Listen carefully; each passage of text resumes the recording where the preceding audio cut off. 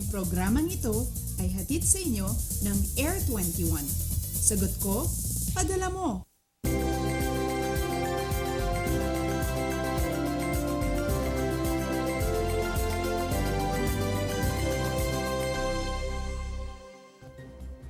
Magandang umaga, Luzon, Visayas at Mindanao. Sinusubok na naman ng panahon ang tatag nating mga Pilipino dahil na rin sa mga nagpapatuloy na pag-ulan. Gayunman, sana ay huwag tayong makalimot na magpasalamat pa rin sa may kapal dahil sa kabila ng mga hamon ay kumpleto at buo ang ating pamilya.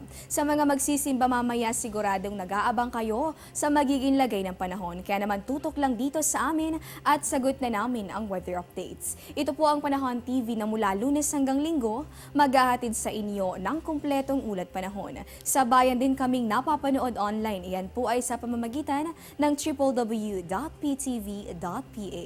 Ang muli ninyong makakasama at maghahatid ng mga dapat ninyong malaman sa lagay ng panahon ngayong Sunday morning, August 14, 2016. Ako po si Desiree Jonyo. Sa kabilangan ng mga pag-ulan, ipagpasalamat pa rin natin ang panibagong umaga. Sunrise natin yan po ay ganap na 5:42 ng umaga. Sunset naman 19 minutes makalipas itong alas 6 ng gabi. At sa punto pong ito, makakapanayam na natin ng live. Wala pong iba kundi si Mr. Hiner Kitlong, isa sa mga weather forecasters ng Pag-asa. Una pong katanungan sa Hiner, saang mga lugar po ba naitala yung mga pag-ulan na umabot sa mahigit 150 millimeters na rainfall amount nitong mga nakalipas na araw dahil sa habagat? Maraming salamat, Desiree. Isang magandang umaga po sa inyong lahat, mga kabayan. Base po doon sa mga na-record nating ulan at nakuha natin po sa lahat natin mga synoptic station, napagtanto po natin na ang mga ulan po ay naitala sa... Ang pinaka maraming pong ulan ay naitala po sa Iba Zambales kung saan nakakuha po ng 501.9 mm na ulan. Mula po yan noong August 5 hanggang kahapon. At ang pangalawa naman po ay naitala sa Coron kung saan nakakuha po ng 450.4 mm na mula po. Ito po mga datos na ito ay nakuha po mula po August 5 hanggang kahapon po. At samantalang sa Subic naman po ay nakapagtala naman po ng 445.8 mm at sa Sangli Point naman po nakapagtala naman po ng 422.3 mm na ulan. Sa Lawag naman po nakapagtala naman po ng 417.5 na millimeters at sa Science Garden nakapagtala naman po ng 355.7 na ulan. Sa Port Area ay nakapagtala naman po ng 300.7 na millimeter na ulan. At sa Cuyo Island ay nakapagtala naman po ng 270 millimeters at sa Tanay nakapagtala naman po ng 253.9. Sa Sinait nakapagtala naman po ng 218.6 millimeters. Sa Dagupan naman nakapagtala po ng 196.6 millimeters at sa Naiya, sa may airport po ito mga kabayan, nakapagtala naman po ng 169. At ang pinakahuli po ay sa Ambulong kung saan nakapagtala po ng 160.9 millimeters. Ito po yung mga lugar kung saan mula po nag-umpisa, mula po noong August 5 hanggang kahapon ay nakapagtala po tayo ng mga pagulan na lalagpas pa ng 150 millimeters. At ito naman na po, Sir Hiner, nabanggit nyo nga yung mga naitala nga rainfall amount doon sa mga nabanggit na lugar. Saan po ba yung mga lugar na maikukonsidera na nasa umabot na sa monthly average rainfall amount ng mga ito? Yes, mayroon din po tayong nakuha ng mga lugar kung saan nakapagtala naman po ng halos umabot na sa monthly rainfall. At isang mga lugar pong ito ay ang Coron kung saan ang monthly rainfall po rito ay nasa 466.3 millimeters at ang nakuha po natin ay 450.4, so almost 97% na po yung nakukuha sa lugar na yan. And then sa may Subic po nakapagtala naman po ng 445.8 millimeters na ulan. Ang monthly rainfall naman po dito ay 475. So nasa 94% na po, kunti na lamang po at halos aabot na po ng monthly normal. Sa Sangli Point naman nakapagtala naman po ng 422.3 millimeters, samantalang ang monthly rainfall naman po dito ay 457.2. At sa Lawag naman po nakapagtala ng 417.5 millimeters na ulan. At ang monthly rainfall naman po dito ay nasa 583.9 kung saan nasa 72% po yung naitala rito. Sa Science Garden, ang monthly rainfall natin dito ay 504.2 millimeters. Pero ang naitala po natin mula po August 5 hanggang kahapon ay nasa 355.7. So nasa 71% na po ito. And then sa port area, nakapagtala naman po ng 300.7 millimeters at ang monthly rainfall po dito ay nasa 432.4.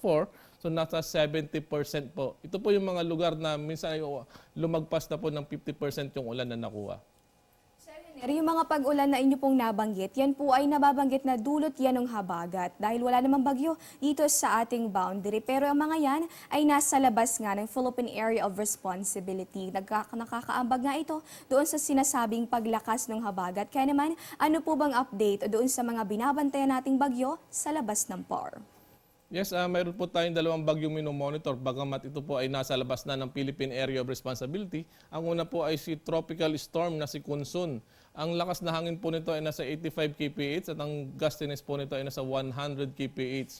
As of 4 a.m., ito po ay nasa layong 3,320 kilometers. Napakalayo na po ito mga kabay, wala na pong epekto sa ating bansa. Ang isa naman po ay ang bagyong si Chanto. Bali ito po yung tropical depression na minomonitor natin kahapon. Ibig sabihin lumakas na po ito.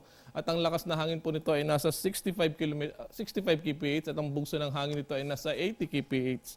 Ito po ay kumikilos hilagang silangan na may bilis na 19 kilometro bawat oras. As of 4 a.m., ito po ay nasa layong 2,060 kilometers.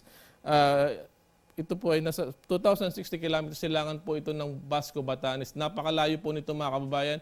Wala po itong epekto sa ating bansa. Yun nga lang po, nahahatak po nito ang habagat o yung tinatawag nating southwest monsoon. Alright, ayun nga nalaman natin na dalawang bagyo pa rin yung binabantayan dito sa labas ng ating boundary. Yung isa sa mga ito, tuluyan na nga lumakas at sa ngayon ay nasa tropical storm category na. Ito naman po, Sir Hiner, nabanggit nyo nga po itong pag-iral ng habagat. Inaasahan po ba na magpapatuloy ito ngayong araw ng linggo? Ano po bang nilalaman ng inyong 5 a.m. weather forecast? Yes, Desiree, sa ngayon po wala po tayong bagyo sa loob o low pressure area sa loob ng Philippine Area of Responsibility. Ang tanging nagpapaulan po sa ating bansa ay ito pong southwest monsoon ng habagat at ngayong araw po patuloy po itong magdudulot ng katamtaman hanggang sa malakas na pagulan dito po sa Metro Manila. Ganun din po ang Metro Manila, ganoon din po ang gitnang Luzon, Calabarzon at Mimaropa. Samantalang paminsan-minsan mga pagulan naman po ang maaring maranasan dito sa Ilocos Region, Cordillera Administrative Region at sa Western Visayas.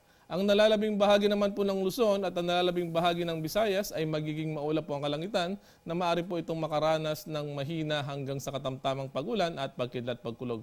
Ang buong Mindanao naman po, improving weather na po rito. Bahagyang maulap na lamang po ang maaaring maranasan dito. Yun nga lang po, pagdating ng hapon o kaya gabi, makakaranas pa rin po ito ng mga pulupulong pagulan o pagkidlat pagkulog. Kaya mga kababayan, huwag po nating kalimutang magdala ng payong kung tayo lalabas ng bahay. Naku, maulang panahon pa rin pala yung aasahan dito sa ilang bahagi nitong ating bansa. Kaugnay po niyan, pinatatanong ng Panahon TV follower na si Zindrex Gaspar, kailan daw po ba makakaranas nung magandang lagay ng panahon? Maraming salamat, Sendrik, sa tanong mo. Unang-una po, mayroon pa rin pong umiiral na southwest monsoon. Hanggat hindi po nawawala itong dalawang bagyong ito, ay patuloy pa rin pong hihatakin ang habagat. Kaya magpapatuloy po yung mga pagulan dito po sa Luzon at sa Visayas. Subalit sa Mindanao, improve weather na po tayo. Base po sa analysis na ginawa natin, halos sa next week po, halos ganito pa rin po yung mararanas ating mga pagulan. Kahit kunting tiis na lamang po, Sendrix, dahil patuloy po tayo makakaranas ng mga pagulan. At ay nakasama nga natin walang iba kundi si Pag-asa Weather Forecaster Hiner Kitlong. Maraming salamat po sa inyong mga ibinahaging kaalaman sa amin ngayong umaga. Simula pa lamang po yan magbabalik ang Panahon TV matapos ang ilang paalala.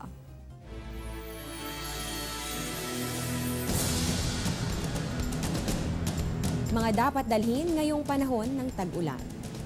Laging magbitbit ng payong at raincoat. Magsuot ng waterproof na bota upang maproteksyonan ang paa sa baha. Magdala ng towel bilang pamunas kapag nabasa ng ulan.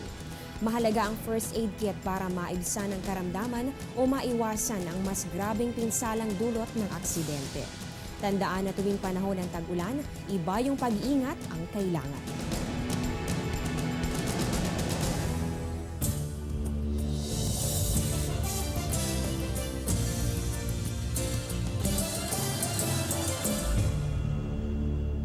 Get timely and reliable Philippine weather information anytime, anywhere through the Panahon TV mobile app, a multifunctional mobile app that brings you weather updates sourced directly from Pag-asa. The app provides a complete 3-day weather forecast at your location. It also allows you to ask or share the weather to the community. It has auto alerts for thunderstorm advisory, rainfall warning, and storm signals over your area. Download for free today, available at Google Play Store and iOS.